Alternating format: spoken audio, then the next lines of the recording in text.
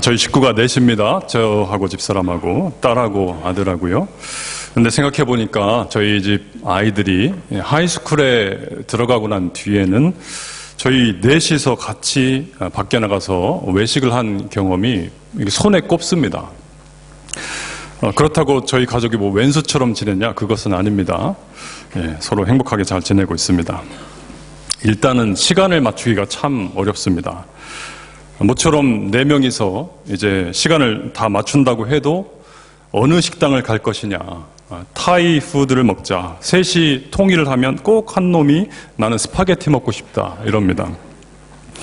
한 5, 6년 정도 된 것 같습니다. 이제 아이들 하이스쿨 들어가고 그 인생의 격동의 시기가 시작이 되잖아요. 이제 가기 싫다고 하는 녀석 억지로 끌고 간 적이 있었습니다. 그날은 차라리 외식 안 가는 게 나았다. 가는 내내 입 내밀고 있고 가서 먹을 때도 여전히 분위기가 그 녀석 때문에 망쳤습니다. 어릴 때, 초등학교 다닐 때는 가자고 하는 대로 부모님 말씀 잘 듣고 따라왔는데 좀 머리가 컸는지 자기 주장이 굉장히 강해졌습니다. 이 아이들하고 같이 밖에서 식사 한번 안 한다고 해서 우리 가족 사랑이 깨어지거나 우리 그런 것도 아니니까 굳이 기분 상하면서까지 가기 싫다는 아이들 끌고 가지 말자. 식당 메뉴든 아니면 뭐를 정할 때에 무조건 돈 내는 사람이 결정하자 이렇게 좀 정했습니다. 그래서 만약에 다른 것을 먹고 싶다 그러면 그건 네 돈 내고 사 먹어라. 엄마 아빠는 이 식당을 지금 갈 건데 너 갈래 말래 네가 결정을 해라. 만약에 따라온다면 같이 데려가 주고 싫으면 집에서 밥 먹어라. 라면을 끓여 먹든지. 하루는 밥도 싫고 라면도 싫고 엄마 아빠 가는 그 식당도 싫답니다. 올 때에 맥도날드 햄버거 그 밀 하나 좀 사달라고 하더라고요. 그래서 말했죠. 내가 왜 그걸 너 사주냐? 네 돈으로 사 먹어라. 그랬더니 그 다음부터 이제 깔끔하게 정리가 되더라고요. 이것은 모든 성도님들이 따르셔야 할 진리는 아닙니다. 저희 가정의 원칙이기 때문에 따라하시면 큰일 납니다. 여러 사람이 모여서 마음을 하나로 합한다. 참 어려운 일입니다. 혈연으로 맺어진 가족조차도 마음을 하나로 맞추는 것 참 어렵습니다. 교회는 어떻겠습니까? 더 말할 것도 없겠지요. 교회는 생각도 다르고 또 사상도 다르고 취미도 다르고 고향, 나이, 성별 모든 것들이 다 다른 환경 속에서 모여서 우리가 같이 한 몸 교회를 이루었습니다. 이 각각 다른 사람들이 모여서 하나가 된다라고 하는 것은 우리 인간의 본질상, 본성상 절대로 가능한 일이 아닙니다. 불가능한 일입니다. 그런데 만약에 이 불가능이 가능이 된다, impossible이 possible이 된다라고 하면 그것은 하나님의 역사지요. 만일 어떤 교회가 그 교회는 하나가 되었더라, 그것은요 사람의 노력으로 된 것이 아닙니다. 하나님 손에 붙들릴 때에만 가능해집니다. 그것은 바로 하나님께서 하신 일이다라고 하는 것이죠. 저는 오늘 1절부터 7절까지 묵상하다가요, 오늘 본문 1절에서 1절 묵상하는데 1절 묵상하면서 막 설교를 썼습니다. 그런데 1절에 나타난 그 우리 주님의 모습을 계속 묵상하면서 설교를 쓰는데 1장, 2장, 3장 설교가 4장, 5장 넘어갔습니다. 1절만 어떻게 하겠습니까? 2절, 3절, 4절, 5절, 6절, 7절 뒤에도 해야 되는데 오늘 다 하면은 한 12시 될 것 같더라고요. 그래서 오늘 1절로 끊겠습니다. 그리고 2절부터 7절까지는 coming soon, 다음 주에 하도록 하겠습니다. 1절에 우리 주님의 모습이 놀랍게 묘사되고 있죠. 1절에 보시면 우리 같이 한번 1절만 읽어보겠습니다. 시작. 에베소 교회의 사자에게 편지하라. 오른손에 7뼈를 붙잡고 7 금촛대 사이를 거니시는 이가 이르시되. 두 가지 우리 주님의 모습이 묘사되고 있는데, 주님은 오른손에 7개의 벼를 붙들고 계시답니다. 그리고 7 금촛대가 있는데 그 사이를 거니신다라고 하는 거죠. 7 별은 뭐고 7 금촛대는 무엇인가? 이것은 고민할 필요도 없고요, 논쟁하실 필요도 없습니다. 감사하게도 그 앞 구절에 분명하게 그 의미가 무엇인지를 가르쳐주고 있습니다. 요한계시록 1장 20절 바로 앞절인데요, 제가 읽어드리겠습니다. 내가 본 것은 내 오른손에 7 별의 비밀과 또 7 금촛대라. 7 별은 7 교회의 사자요, 7 촛대는 7 교회니라. 이렇게 나옵니다. 소아시아에 7 교회가 있었죠. 에베소, 서머나, 버가모, 두아디라, 사대, 빌라델비아, 라우디게아. 이 7 교회의 메신저들, 말씀 전하던 그 사람들, 지도자들, 사역자들이 7 별이었고, 또한 7 교회가 바로 7 금촛대다라고 가르쳐 주십니다. 우리 주님께서 그 7 교회의 사역자들, 지도자들, 그들을 오른손으로 붙들고 계신다라고 하는 이 메시지가 담겨져 있고, 다른 하나는 우리 주님께서 7 교회 사이를 거니신다, 지나신다라고 하는 그 메시지가 담겨져 있습니다. 먼저 우리 주님이 7 교회의 그 7 별을 붙들고 계신다. 이것을 제가 묵상해 보았습니다. 많은 은혜가 있었습니다. 여러분, 하나님께서 주님의 강력한 오른손으로 주님께서 세우신 그 지도자들, 사역자들을, 주님의 메신저들을 붙들고 계신다. 이것을 묵상할 때에 은혜가 있었는데요, 하나님이 붙들고 계신 사람들이 어떻게 지도자들만 붙들고 계시겠습니까? 하나님은 교회를 붙들고 계시고, 하나님은 교회의 몸된 교회를 구성하는 모든 성도 한 분 한 분을 다 붙들고 계시지요. 오늘 말씀뿐만 아니라 시편에 보면 나의 영혼이 주를 가까이 따르니니 내 주의 오른손이 나를 붙들고 계시다라고 표현합니다. 우리 주님께서 악인의 손은 꺾으시나 하나님께서 의인은 오른손으로 굳게 붙드신다라고 말씀하십니다. 우리 성도 한 분 한 분을 하나님께서 붙들고 계시다. 여러분, 하나님께서 붙드셨다, 내 인생이 하나님께 붙들렸다, 이것은 무엇을 의미하는 걸까요? 하나님께 붙들린 인생, 하나님께서 그 인생의 주인이 되어주신다라고 하는 의미입니다. 하나님이 교회를 붙드셨다, 하나님이 그 교회의 주인이시다라고 하는 거죠. 그런데 세상에는 두 종류의 교회가 있습니다. 하나님이 붙든 교회, 하나님 주인 되신 교회도 있고요, 아직 붙들리지 않은 교회, 사람이 주인된 교회도 있습니다. 가장 큰 차이가 무엇일까요? 사람이 주인된 교회에서는요, 인간의 본성이 난립합니다. 시기와 질투와 불평과 불만과 대립과 싸움과 도무지 이것을 잠재우려고 해도 잠재워지지가 않지요. 그러나 하나님이 붙드시면, 교회가 하나님께 붙들린 바 되면, 하나님의 오른손으로 붙드시면, 하나님께서 다스리시고 통제하시면 놀라운 역사가 일어납니다. 인간의 모든 본성들이 잠잠해진다라고 하는 거죠. 오직 하나님의 말씀만이 그 교회에서는 드러납니다. 오직 주님의 뜻만이 드러나고 주님의 영광만이 높여지는 일들이 계획되고 실행이 된다라고 하는 거죠. 그러할 때에, 주님 오른손에 교회가 붙들릴 때에 그 교회에서 우리 눈에 이거 가능할까? 이거 불가능한 거 아닌가라고 믿어졌던 그 일들이 가능으로 바뀌어지는 놀라운 역사가 바로 주님 손에 붙들린 교회에서 일어난다라고 하는 거죠. 여러분, 마가의 다락방에서 예루살렘 교회가 태동이 되었을 때에 그 성도들의 믿음이 얼마나 뜨거웠는지 모릅니다. 사도행전 2장에 보면요, 성령의 불이 임하고 방언이 터지고 성도들이 뜨겁게 기도를 하고 전도합니다. 그 교회에 이러한 일들이 있었죠. 은사가 충만히 내렸어요. 많은 은사를 받았습니다. 그럼에도 불구하고 이 교회는 하나됨이 없었습니다. 유대인과 이방인이 서로를 배척하면서 서로 인정하지 않았습니다. 하나됨이 이렇게 어려운 겁니다. 그런데 이 현상은 인간의 본질상 너무나 당연한 결과죠. 우리는 그럴 수밖에 없는 존재거든요.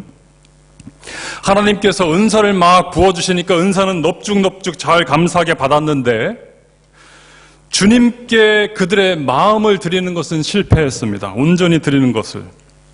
하나님, 내 인생을 주님 뜻대로 온전히 사용하여 주옵소서. 온전히 드리는 것을 실패했습니다. 내 생각, 내 계획, 내 마음, 내 감정 다 드립니다. 이것을 실패했다라고 하는 거죠. 여전히 은사는 받아서 많은 은사들 누리고 있었지만 내 마음의 그 보좌에 누가 앉아 있었냐? 내가 앉아 있었다라고 하는 거죠. 90% 정도는 믿었습니다. 90% 정도는 주님께 드렸습니다. 그러나 여전히 결정적일 때 그 10%, 그 보좌의 자리, 이거는 내 거다. 하나님, 이거는 내가 옳습니다. 내 생각에 맞습니다. 내 판단이 정의이고 내 결정이 정답입니다.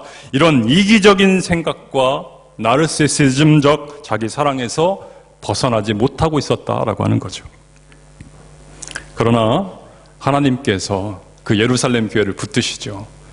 온전히 그 교회가 주님 손에 내어드렸습니다. 하나님이 붙드시자 어떠한 일이 일어나는가? 이방인 고넬료 가족을 만나게 하십니다. 그 이방인과의 만남을 통해서 그 마지막 10% 하나님은 그것을 완전히 깨버리십니다. 산산조각 내셔서 그들을 완전히 하나 되게 하시죠. 이방인도 예수님 믿을 수가 있구나. 이방인에게도 성령이 임하는구나. 마지막 남은 그 10% 온전히 깨어지고 주님께 교회를 온전히 올려드릴 때에 주님께서 그 교회를 손으로 오른손으로 붙드실 때에 하나님께서 그 교회 보좌에 좌정하실 때에 역사가 일어났습니다. 하나됨의 역사. 인간의 본성으로는 도저히 불가능한 일들이 가능으로 일어났다라고 하는 거죠. 오늘 말씀을 준비할 때에 이런 기도가 터져 나왔습니다. 하나님, 우리 시드니 제일교회, 우리 제일교회 성도님들이 주님 오른손에 붙들린 인생이 되게 하여 주시고 그 주님께서 성도와 성도 사이를 거니시는 그러한 인생 되게 하여 주셔서 하나됨의 역사가 일어나는 우리 제일교회 되게 하여 주시옵소서. 이럴 때는 더 크게 아멘 하시면 은혜가 될 텐데 한 번 더 기회가 있습니다. 오늘 말씀 준비할 때 이런 기도가 터져 나왔습니다. 하나님, 우리 시드니 제일교회 성도님들이 주님의 오른손에 붙들리게 하시고 우리 교회가 주님 오른손에 붙들리게 하시고 그리하여서 우리 주님께서 성도와 성도 사이를 마음껏 거니시는 교회, 그러한 인생 되게 하여 주셔서 하나됨의 역사를 이루어 주시옵소서. 우리 교회가 지금 외적으로 참 어려운 시기를 지나고 있잖아요. 예배가 2개였다가 이제 공사가 진행되면서 하나로 합쳐졌습니다. 시간이 변경이 되고 공간도 비좁아지고 또 자리도 이렇게 많이 바뀌었습니다. 제가 전에는 이렇게 딱 보면은 저 자리가 비면 누구 권사님 안 나오셨네 이게 딱 보였는데 막 자리가 바뀌다 보니까 한눈에 잘 안 들어와요. 주차하긴 또 얼마나 어렵습니까? 예배 끝나고 떡 하나 안 줍니다. 밥도 안 줍니다. 지금 우리 교회에서 일어나고 있는 일들입니다. 분란이 일어나자면 벌써 일어났어야 정상입니다. 그런데 아무 소리 없이 이렇게 불편함을 묵묵히 지금 견디고들 계시잖아요. 하나님께서 성도들을 볼 때에 얼마나 마음이 기쁘실까? 혹시 성도님들 누구 불평하는 소리 들으셨습니까? 저는 못 들었습니다. 올 초에 한 성도님께서 오셔서 저에게 이렇게 말씀을 하셨어요. 목사님, 저는 교회에 떡 먹으러 옵니다. 이게 무슨 소리지요? 떡 안 주면은 나는 교회 안 다니겠습니다. 협박이지요. 나는 떡 없는 교회는 다닐 필요가 없다고 생각합니다. 그 성도님 지금 나오실까요? 안 나오실까요? 나오시니까 말씀을 드리죠. 네. 떡 때문에 교회에 나왔던 그 신앙이 이제는 떡 없어도 예배 드릴 수 있는 신앙으로 변화가 되었다. 할렐루야. 놀라운 변화 아닙니까? 이제는 육신의 떡이 아니라 말씀의 떡을 사모하는 신앙으로 그 신앙이 성장해가고 있다라고 하는 것이죠. 개인이 결단한다고 되겠습니까? 하나님께서 붙드셔서 그를 변화시키는 것이죠. 어디 그 성도님 뿐이겠어요. 살아계신 하나님께서 성도 여러분 한 분 한 분을 그 인생을 붙잡고 계시며 우리 교회 또한 하나님께서 붙들고 계시고 주님께서 주인 되어주셔서 인도하고 계시다. 여러분 이것을 믿으실 수 있기를 바랍니다. 오늘 본문 1절에 보면 또 하나의 아주 멋진 표현이 나오죠. 하나님께서 7 금촛대 사이를 거니신다. 거니시는 이가 이르시되 교회 사이를 우리 주님께서 거니신다.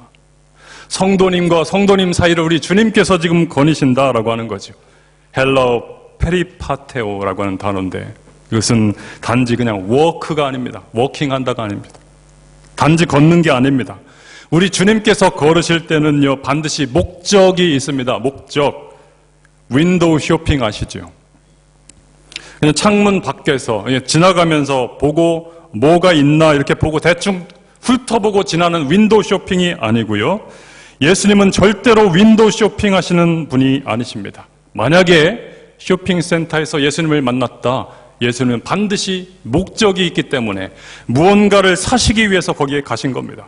예수님께 우연은 없습니다.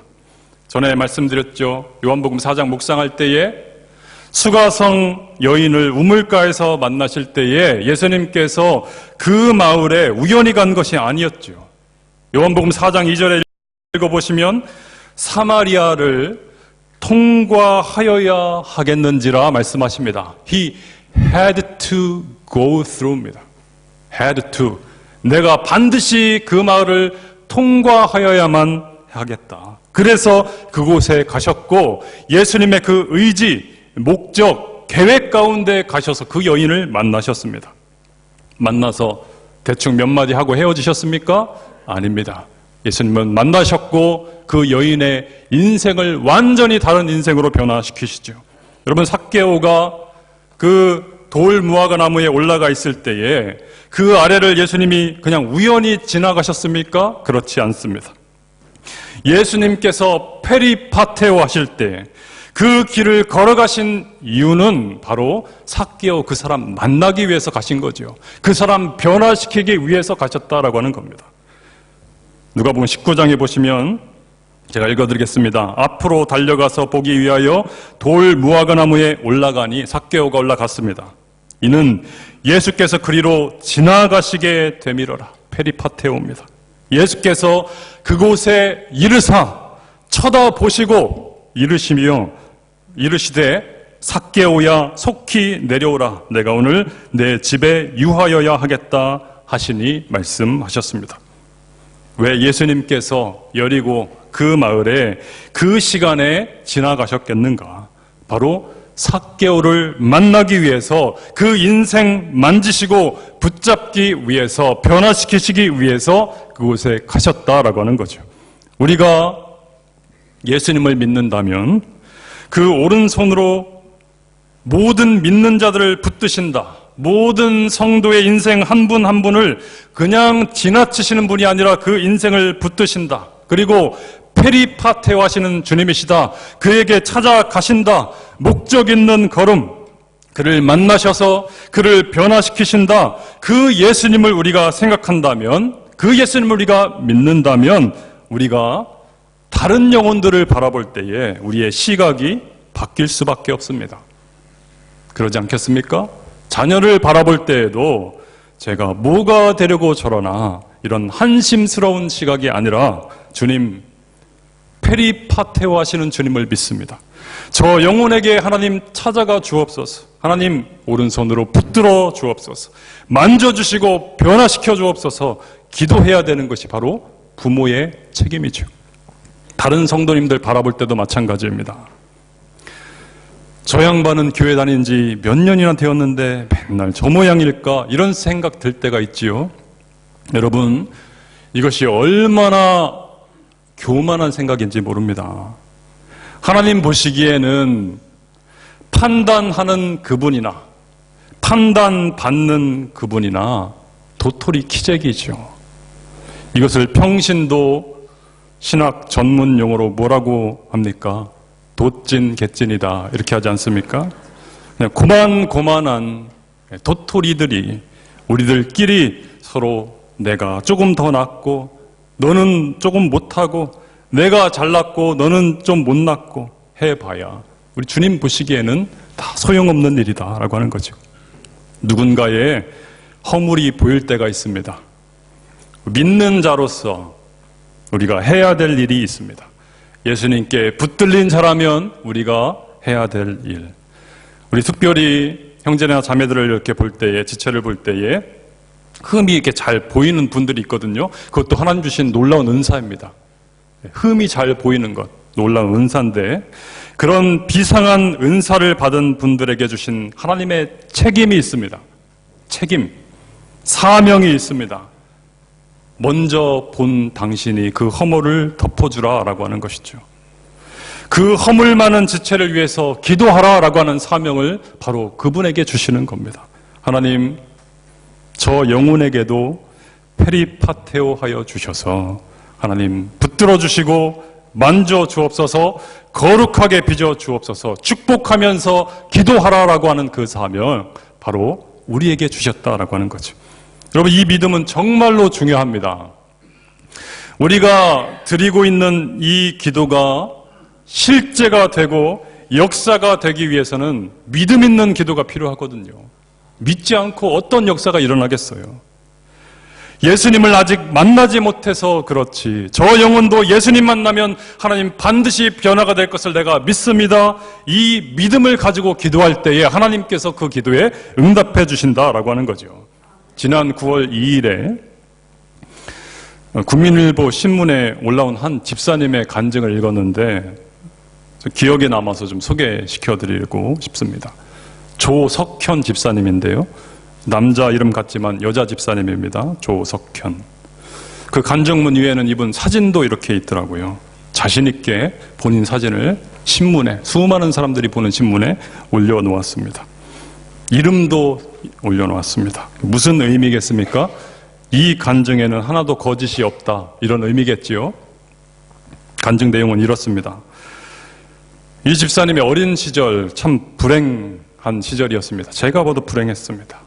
딸 셋이 있는데 그 셋 딸 중에 둘째가 이 집사님이었고요. 6살 때 아버지가 돌아가셨습니다. 20살 때 어머니가 홀로 힘겹게 자녀들 키우고 있었는데 그만 교통사고로 돌아가셨습니다. 조석현 집사님 20살 때. 언니는 시집 가버렸답니다. 동생하고 둘이 기댈 것 없이 얼마나 힘들게 어린 시절을 보냈겠습니까? 이를 악물고 공부해서 이제 간호대 들어갔고 간호사가 되었답니다. 결혼도 했답니다. 그런데 결혼 생활이 또 그렇게 만만치가 않더라고 하는 거죠. 남편은 사업한답시고 주변 사람들에게 이 사람 저 사람 만나고 돈 쓰기를 너무 좋아하는 겁니다. 술 마시고 늦게 들어오고 툭하면 새벽에 들어오고, 하나 있는 여동생 집에서 같이 사는데 얘도 철이 너무 없는 거예요. 그 여동생 인생관이 무엇이냐면 돈 많은 놈 하나 잘 물어서 팔자 한번 고쳐보자, 이런 인생관을 가지고 살아가는 여동생이었답니다. 옷도 그냥 야하게 입고 화장도 진하게 하고 그냥 매일 나이트클럽 가서 남자들 만나고 다니고, 그러니 남편 보기에도 부끄럽죠. 그러던 어느 날 설상가상으로 남편 사업이 부도가 났답니다. 집안에 그 압류 딱지가 붙기 시작하더래요. 하늘이 무너지는 기분이었겠죠. 나는 정말 열심히 살려고 이렇게 노력을 하고 있는데 내 인생을 왜 그럴까? 나 하나님 잘 믿고 기도도 하고 있는데 내 인생은 왜 그럴까? 하나님 원망이 되더라고 하는 거지. 나 힘들 때 아무 도움도 되지 않는 하나님 살아계신 건 맞습니까? 의심이 들더랍니다. 우리 인생 가운데도 괴로움을 만날 때, 고난을 당할 때 살아계신 하나님이 의심이 될 때가 있습니다. 당연히 그렇습니다. 인간이라면 그렇습니다. 그럴 때에 어떻게 해야 될까? 여러분, 그때 뒷걸음질 치면 끝나는 겁니다. 의심이 되면 될수록 더욱 하나님 앞에 가까이 나아가야 합니다. 이 집사님 가까이 나아갑니다. 말씀에 더욱 매달렸고요. 기도하면서 나아갑니다. 그러던 어느 날 말씀을 읽는데 그 말씀 속에서 주님을 만나게 됐다라고 하는 거죠. 그 말씀이 어떤 말씀이었냐면, 도마가 나 부활하신 주님 나는 믿지 못하겠다. 직접 내 눈으로 보고 손으로 만져보지 않고는 나 믿지 못하겠다라고 의심하던 그 도마가 부활하신 주님께서 그 앞에 서신 것을 보고 이렇게 고백을 하는 장면, 나의 주님이시요 나의 하나님이십니다라고 고백하는 이 장면을 읽을 때에 내가 그 도마가 된 것 같은, 지금 내 앞에 살아계신 주님께서 나타나신 것만 같은 영적 체험을 하게 됩니다. 말씀을 읽다가. 여러분, 믿음이라고 하는 것은요, 무슨 논리, 공부를 하고 내가 설득을 당하고 누군가 해서 내가 믿는 것이 아닙니다. 믿음은 이렇게 옵니다.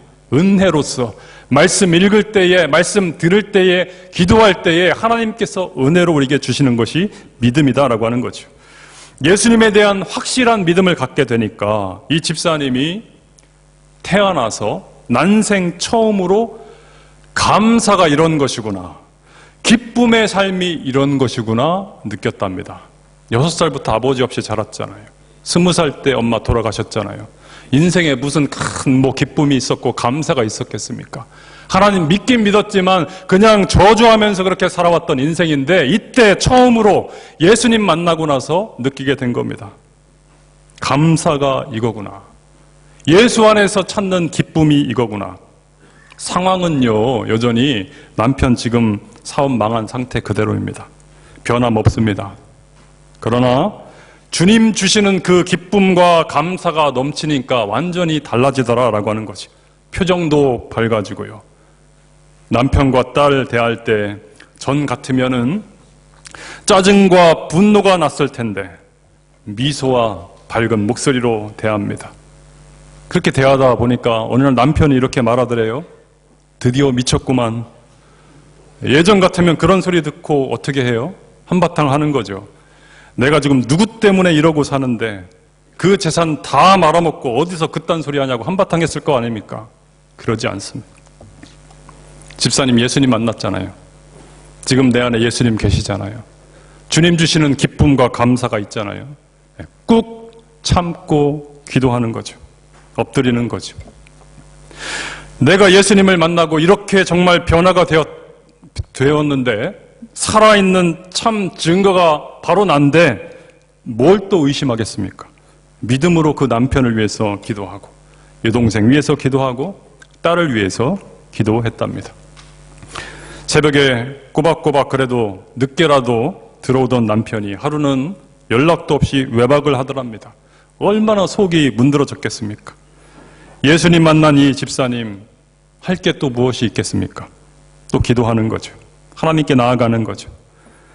그때 하나님께서 마음에 이런 확신을 주시더래요. 너 남편도 그 인생의 주인도 바로 나다라고 하는 그 확신. 내 남편의 주인도 나다. 그래, 하나님께서 만지시면, 하나님께서 붙드시면 그 인생도 변한다. 믿음 갖고 또 기도합니다. 여러분, 이 가족 어떻게 되었을까요? 신문에 자기 사진 걸고 간증문 냈잖아요. 어떻게 되었을까요? 남편 회개하고 주님께 돌아왔고요. 딸도 다니는 그 학교에서 그 믿는 친구들끼리 기독교 동아리를 세웠답니다. 조그만 교회 학교 안에다가 세워버렸답니다.